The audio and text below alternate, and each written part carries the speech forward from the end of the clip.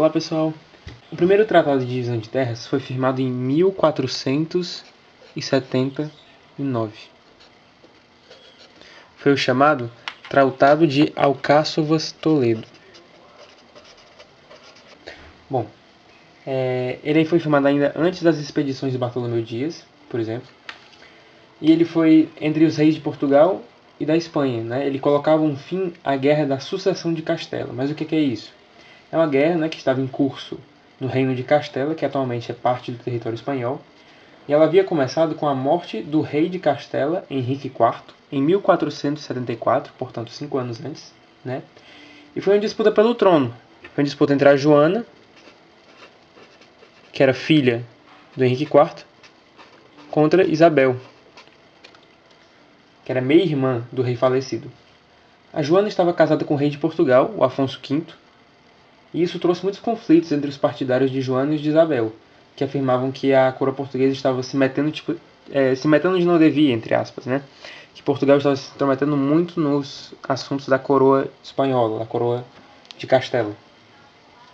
Então esses conflitos eles foram evidenciados principalmente, né, em batalhas navais no Atlântico, principalmente nas lutas pelas terras da Guiné. O que é a Guiné? É um território africano, na costa africana, certo?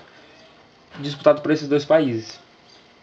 Aí, com o passar dos anos, os partidários de Joana enfraqueceram, e a Isabel, pelo Tratado de Alcáçovas-Toledo, firmou a sua posição como monarca, né, permitindo, contudo, a hegemonia de Portugal sobre o Atlântico, inclusive a Guiné, com exceção das Ilhas Canárias. As Ilhas Canárias eram ilhas espanholas, né?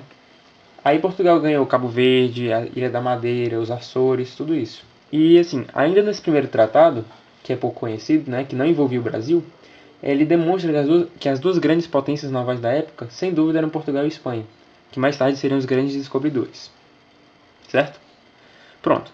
Passamos para o próximo tratado, entre aspas, né, que é o que foi firmado em 1481. Na verdade, não foi firmado, porque ele foi promulgado por um papa, o papa da época, o Papa Sixto IV, o mesmo que havia ordenado a construção da Capela Sistina no Vaticano. Ele promulgou uma bula papal chamada Aeterni Regis, né, que reiterou, ou seja, ela reforçou a validade do Tratado de Alcáçovas-Toledo, certo?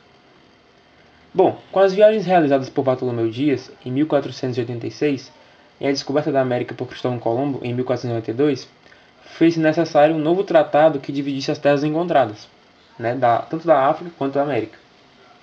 E foi nesse sentido que o Papa Alexandre VI promulgou uma outra bula papal, né, essa bula papal denominada Bula Intercetera, no ano de 1493, a Bula Intercetera, essa já é um pouco mais conhecida, estudada por nós, foi promulgada pelo Papa Alexandre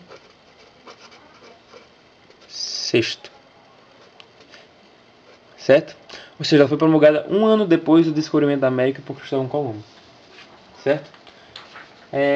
O que ela dizia? A Bula Intercetera estabeleceu que, contada 100 léguas a oeste das ilhas do Cabo Verde, que eram ilhas pertencentes a Portugal, seria traçada uma linha imaginária, certo? Isso corresponde a mais ou menos a distância de São Paulo e Porto Alegre, atualmente, né? Aí as terras ao oeste, incluindo a costa africana, seriam de Portugal, e as terras ao leste seriam espanholas. Se Portugal tivesse aceito essa divisão, várias cidades brasileiras, como São Paulo, Rio de Janeiro, elas não existiriam, e a história do Brasil seria bem diferente. No entanto, Portugal não aceitou o tratado, e é inclusive quem diga que ele já havia visitado o Brasil e explorado suas terras, e pediu um maior afastamento da linha para que tivesse em seu território a foz do rio Amazonas, né, que é atualmente no Pará, para que ele pudesse assim navegar o rio e conquistar mais terras do lado espanhol, certo?